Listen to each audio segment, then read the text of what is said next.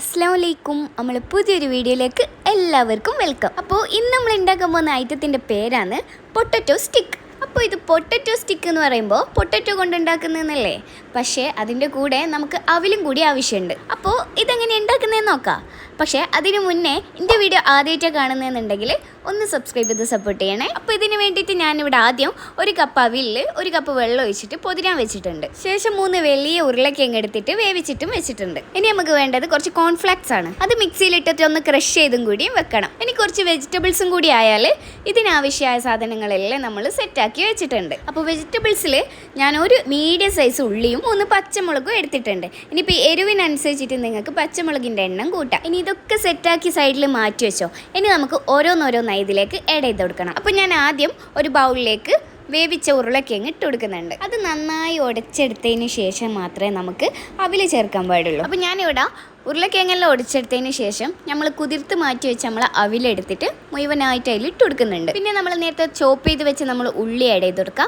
അതിൻ്റെ കൂടെ തന്നെ പച്ചമുളകും ആഡ് ചെയ്ത് കൊടുക്കുക. പിന്നെ 1 ടേബിൾ സ്പൂൺ ഇഞ്ചി വെളുത്തുള്ളി പേസ്റ്റ്. ഇനി ഇതെന്താണെന്ന് വെച്ചാൽ ഒരു എഗ്ഗ് എടുത്തിട്ട് ബോയിൽ ചെയ്തതിന് ശേഷം നന്നായിട്ട് ചോപ്പ് ചെയ്തതിന് ശേഷം നമുക്ക് ഇതിലേക്ക് ആഡ് ചെയ്ത് കൊടുക്കുക. അതിൻ്റെ കൂടെ 1 ടീസ്പൂൺ വീതം മുളക് പൊടി, കുരുമുളക് പൊടി, ചിക്കൻ മസാലപ്പൊടി, പിന്നെ 1/4 ടീസ്പൂൺ മഞ്ഞളും 1 ടീസ്പൂൺ ചില്ലി ഫ്ലേക്സും. ഇനി ഇതൊക്കെ കൂടി ഒന്ന് കുഴച്ച് നല്ല സെറ്റാക്കി എടുക്കുക. അതൊരു 10 മിനിറ്റ് റെസ്റ്റ് ചെയ്യാൻ വെക്കുക.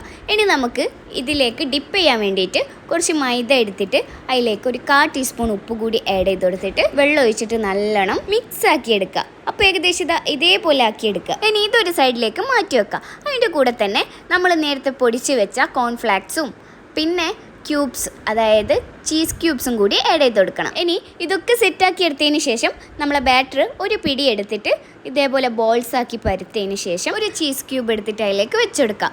ചീസ് ഞാനിവിടെ ചൂസ് ചെയ്തത് മൊസറല്ല ചീസാണ്. ഇനി നമുക്കൊരു സ്റ്റിക്ക് കൂടി അതിൽ വെച്ചെടുക്കാനുണ്ട്. സ്റ്റിക്ക് ശരിക്കും പറഞ്ഞാൽ നമ്മളൊരു അലങ്കാരത്തിന് വെക്കുന്നതാണ്, അതായത് മക്കളെ കണ്ണിലൊക്കെ പൊടിയിടാൻ വേണ്ടിയിട്ട്.